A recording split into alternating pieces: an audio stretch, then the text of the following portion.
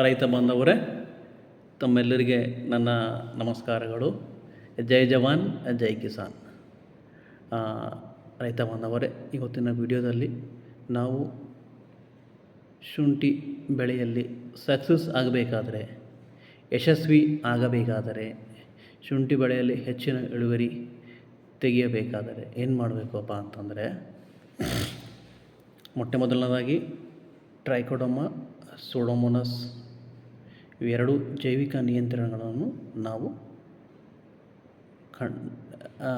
ನಾವು ಕಡ್ಡಾಯವಾಗಿ ಉಪಯೋಗ ಮಾಡಲೇಬೇಕು.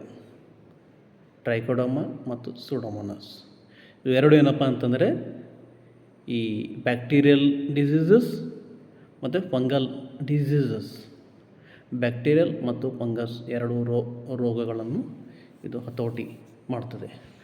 ಆಮೇಲೆ ಎರಡನೇದಾಗಿ ನೆಮಟೋಡ್ಸ್. ಸೊ ಈ ನೆಮಟೋಡ್ಸ್ ಶುಂಠಿಯಲ್ಲಿ ಹೇಗೆ ಕಂಟ್ರೋಲ್ ಮಾಡಬೇಕು?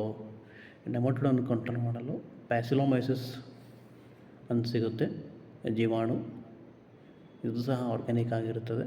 ಸೊ ಪ್ಯಾಸಿಲೋಮೈಸಿಸ್ ನಾವು ಡ್ರಿಪ್ ಮುಖಾಂತರ ಆಗಲಿ ಅಥವಾ ಗೊಬ್ಬರದ ಮುಖಾಂತರವಾಗಿ ಕೊಟ್ಟಲ್ಲಿ ನಾವು ನೆಮಟೋಡ್ಸ್ ನಾವು ಕಂಟ್ರೋಲ್ ಮಾಡ್ಬೋದು.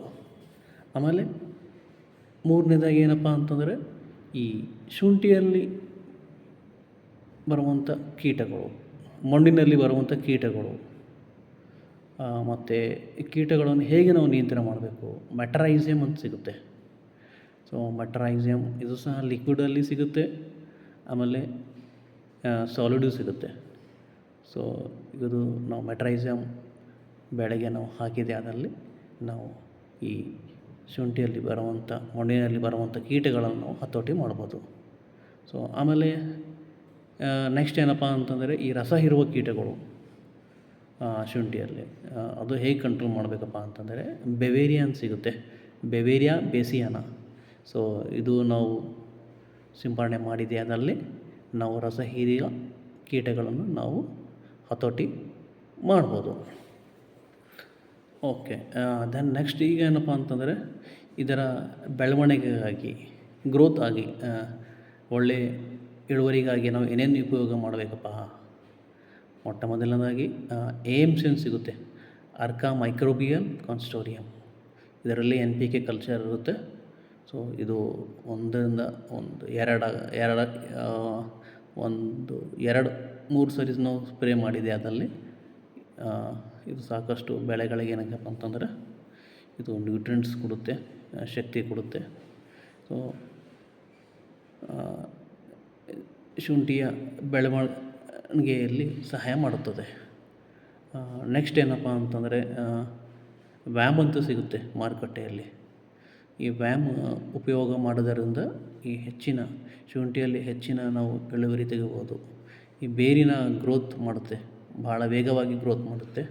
ಸೊ ವ್ಯಾಮ್ ಉಪಯೋಗ ಮಾಡಿದಲ್ಲಿ ಈ ಹೆಚ್ಚಿನ ನಾವು ಶುಂಠಿ ಇಳುವರಿಯನ್ನು ನಾವು ತೆಗೆದುಕೊಳ್ಳಬಹುದು. ಇದರ ಜೊತೆಗೆ PSB ಅಂತಿರುತ್ತೆ, KSB ಅಂತಿರುತ್ತೆ. ಸೊ ಇವೆಲ್ಲ ನಾವು ಇದು ಲಿಕ್ವಿಡಲ್ಲಿ ಸಿಗುತ್ತೆ, ಸಾಲಿಡಲ್ಲಿ ಸಿಗುತ್ತೆ. ಇದು ಉಪಯೋಗ ಮಾಡಿದೆ ಅದರಲ್ಲಿ ಚೆನ್ನಾಗಿ ಇಳುವರಿ ಬರುತ್ತೆ. ಆಮೇಲೆ ಒಂದು ತಿಂಗಳು ಒಂದು ಸರಿ, 2 ತಿಂಗಳಿಗೆ ಒಂದು ಸರಿ ನಾವು ನೀಮ್ ಆಯಿಲ್ ಸ್ಪ್ರೇ ಮಾಡಿದೆ ಅದರಲ್ಲಿ ಎಲ್ಲ ಈ ರಸ ಹೀರುವ ಕೀಟಗಳಾಗಲಿ, ಮಣ್ಣಿನಲ್ಲಿ ಇರುವಂಥ ಕೀಟಗಳಾಗಲಿ ಇದು ಹತೋಟಿ ಮಾಡುವಂಥ ಶಕ್ತಿ ನೀಮ್ ಆಯಿಲಿಗೆ ಇದೆ. ಆಮೇಲೆ ಒಂದು ಸ್ವಲ್ಪ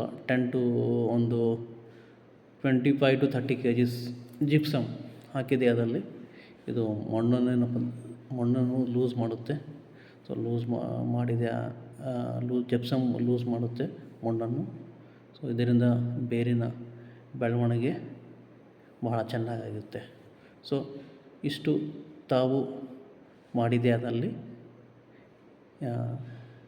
ಒಳ್ಳೆಯ ಇಳುವರಿಯನ್ನು ನಾವು ಶುಂಠಿ ಬೆಳೆಯಲ್ಲಿ ತೆಗೆಯಲು ಸಾಧ್ಯವಾಗುತ್ತೆ. ದಯವಿಟ್ಟು ತಾವೆಲ್ಲರೂ ಈ ಜೈವಿಕ ನಿಯಂತ್ರಣಗಳಾದ Trichoderma, Pseudomonas, Paecilomyces, AMC, Beauveria bassiana, Metarhizium, PSB, KSB, VAM ಇವೆಲ್ಲ ಉಪಯೋಗ ಮತ್ತು ಶುಂಠಿಗೋಸ್ಕರನೇ ಇನ್ನೊಂದು ಮೈಕ್ರೋನ್ಯೂಟ್ರಿಯೆಂಟ್ಸ್ ಬಂದಿದೆ ಮಾರುಕಟ್ಟೆಯಲ್ಲಿ. ಜಿಂಜರ್ ಸ್ಪೆಷಲ್ ಅಂತಿದೆ, ಜಿಂಜರ್ ಸ್ಪೆಷಲ್.